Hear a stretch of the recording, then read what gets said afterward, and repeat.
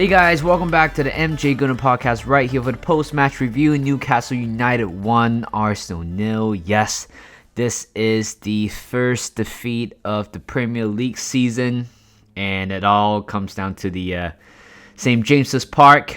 Well, this is truly a definition of a proper game of football. If you guys are a neutral fans, I think you guys will probably love the game between Newcastle and also Arsenal. And as an Arsenal fan, I felt like the game was, just got everything. And I love every single moment of it, even though it came out to be a loss in the end. And also there were some quite controversial VAR decisions, which I will tell you guys about my thought later on in this podcast. Going to this game, I wasn't being very optimistic. I mean, Newcastle United have a very, how would you say? I mean, they do have quite a bit of injuries there. Tonoli, it's absent because of the ban. Botman is not in there. Who else is not in there? I mean, definitely a few more players, including Isak. But I'm glad today Isak didn't play, because if he played, I'm sure Arsenal might lose this game even in a more how would you say, a more dominated fashion. So I'm glad he wasn't be on the pitch, but it doesn't matter at the end of the day. We lost the game, but I don't think, even though we lost today's game, I don't think this is the worst performance I've ever seen in my whole life, to be honest. Even the game against West Ham United, I felt like today's loss certainly looked, in a bigger picture, it looked better than the game against West Ham United. Last time we didn't really have the heart. Level just kind of dropped off minute by minute. But in this Newcastle game, I felt like, we were actually actively looking to score at so many times, but we just couldn't really create a lot of chances in general. Arguably, you can say the absence of Odegaard certainly was part of it. But at the same time, when you put Kai Havertz in that role, I know a lot of people were quite doubtful about his contribution as the central attacking midfielder. If I'm being honest, today's game with Kai Havertz in the team, I thought that was the best performance he have in an Arsenal shirt. I think the fact that you have that bodily presence up front, trying to win all the aerial duels, and he did a lot of times, to be honest. And there's so many moments where he had good touches, good passes, those little basics. He done all of that. But again, it's just that the output is still a little bit difficult for Arsenal to grasp. I think missing Odegaard today was, a big talking point prior to the game.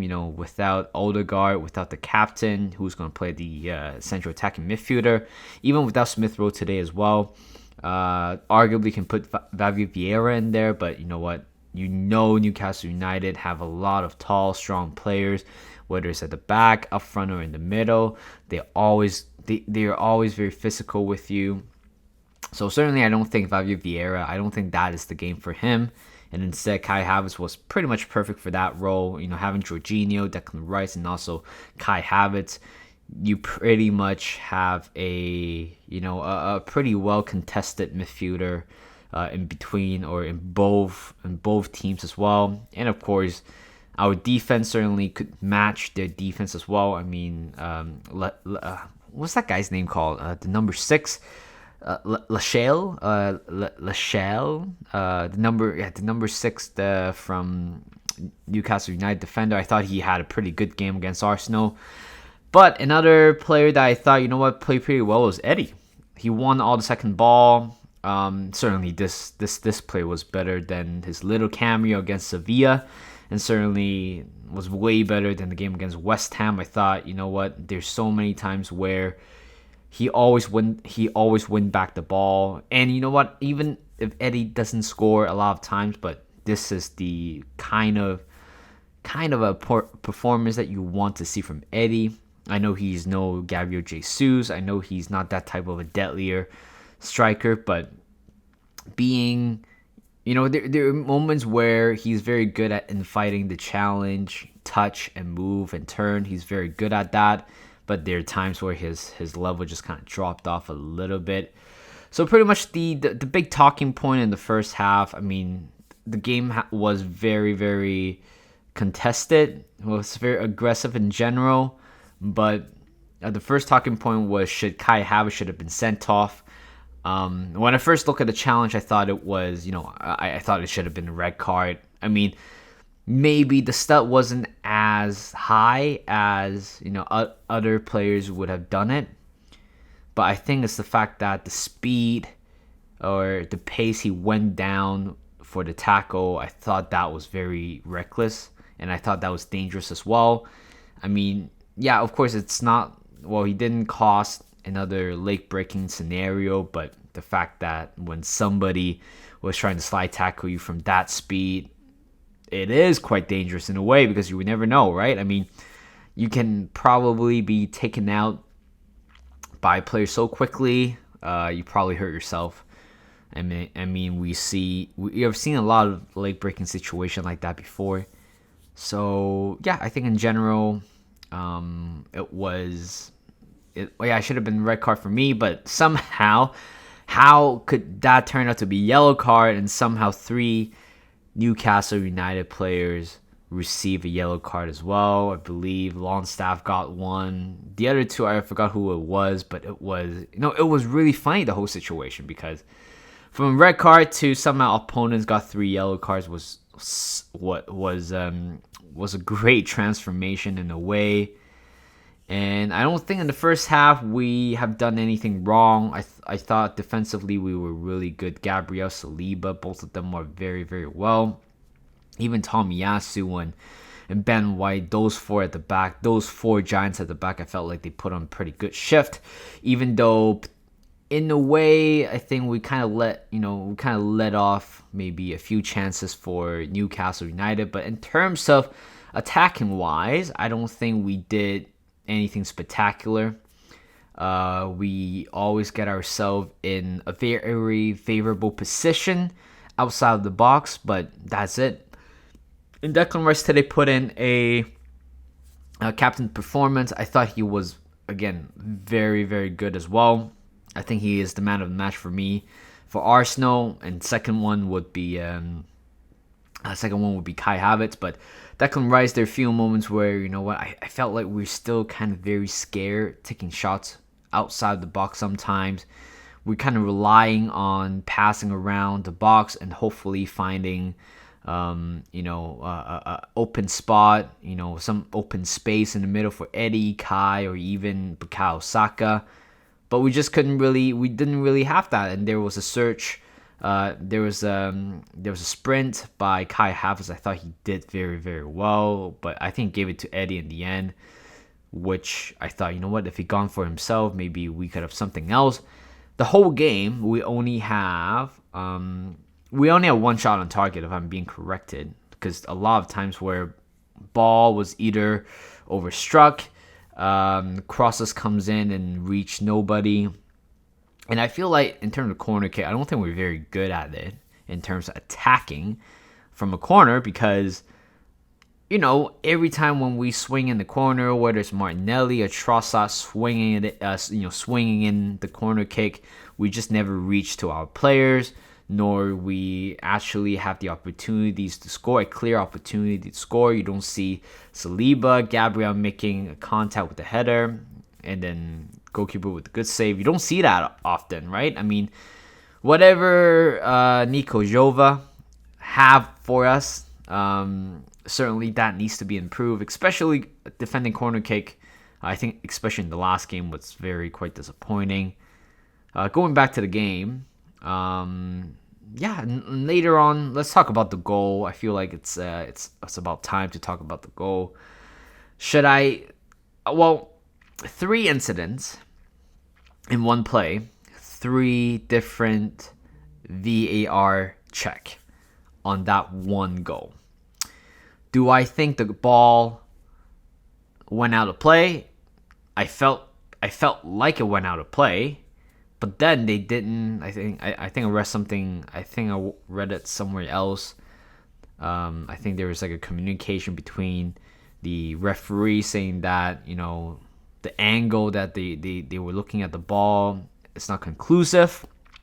So therefore, they cannot overturn the call.